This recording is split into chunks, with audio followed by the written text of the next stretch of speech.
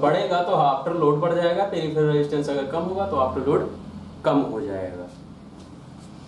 इसमें भी सबसे पहले हम लोग पढ़ेंगे एक्सेस आफ्टर लोड कंडीशन, कि आफ्टर लोड कहाँ कहाँ एक्सेस हो जाता है। फिर उसके बाद पढ़ेंगे कि आफ्टर लोड कौन कौन से कंडीशन में कम हो सकता है। तो आफ्टर लोड कौन कौन से कंडीशन में बढ़ सकता है, सबसे पहले ये बात करते हैं।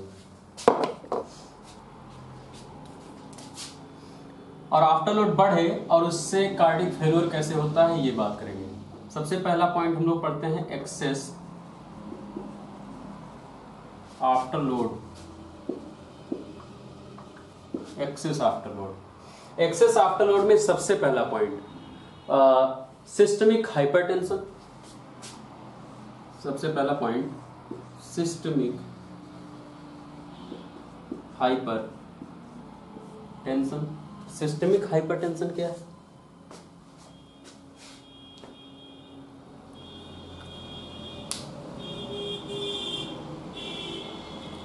सिस्टमिक हाइपरटेंशन पेरिफेरल रेजिस्टेंस बढ़ जाना।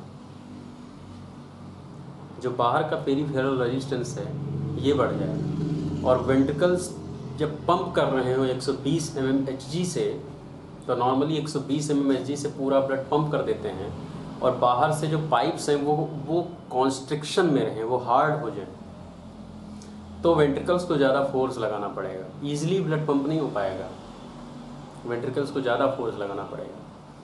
और फिर से वही होगा कि वेंट्रिकल जब ज़्यादा फोर्स लगाएंगे तो मतलब उनकी मसल्स को ज़्यादा फोर्स लगाना पड़ता है, और अगर ज़्यादा फोर्स लगाएंगे तो धीरे धीरे हाइपरट्रॉफी में चला जाएगा। बात समझ में आ रही है? लेकिन हाइपरट्रॉफी में जाने से पहले भी क्या क्या चीज़ हो सकती है। अगर जो पेरिफेरल आर्टरीज हैं, ये जो आर्टरीज हैं बाहर की वायरिंग्स हैं,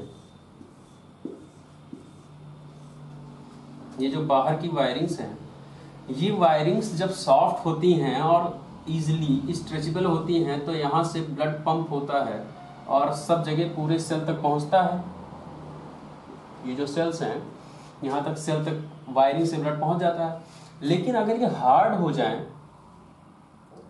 और रजिस्ट करें, ज़्यादा रेजिस्टेंस करें, तो ब्लड इजीली, जितना ब्लड पंप हो जाता है उतना ब्लड पूरा का पूरा उतनी क्वांटिटी में नॉर्मली यहाँ नहीं आ पाता है सेल तक, क्योंकि ये रास्ते में रजिस्ट ज़्यादा करते हैं, ब्लड को रोकते ज़्यादा है।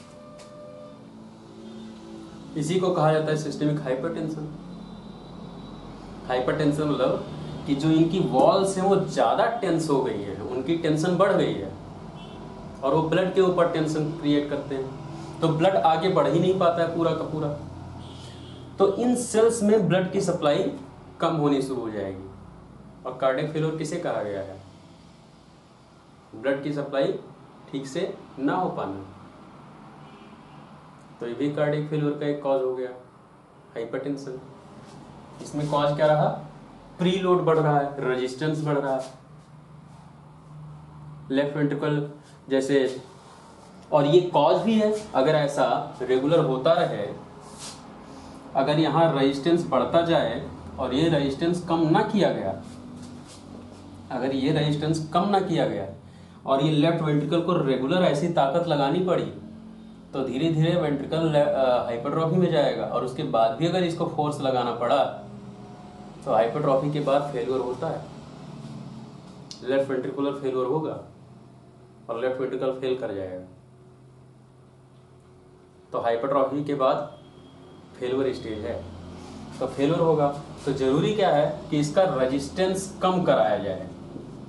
आप ऐसी ड्रग्स दें कि आर्टीरियलो डायलेटर्स हो, क्योंकि यहाँ क्या हो रहा है, आर्टीरियल कॉन्स्ट्रिक्शन हो रहा है, ज़्यादा रेजिस्टेंस ज़्यादा हो रहा है।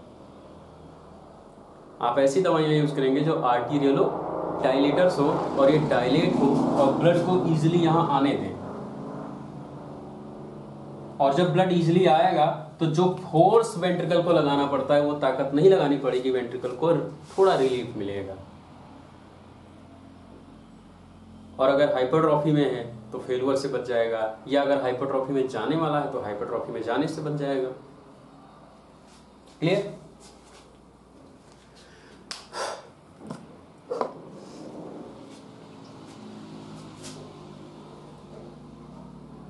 अगर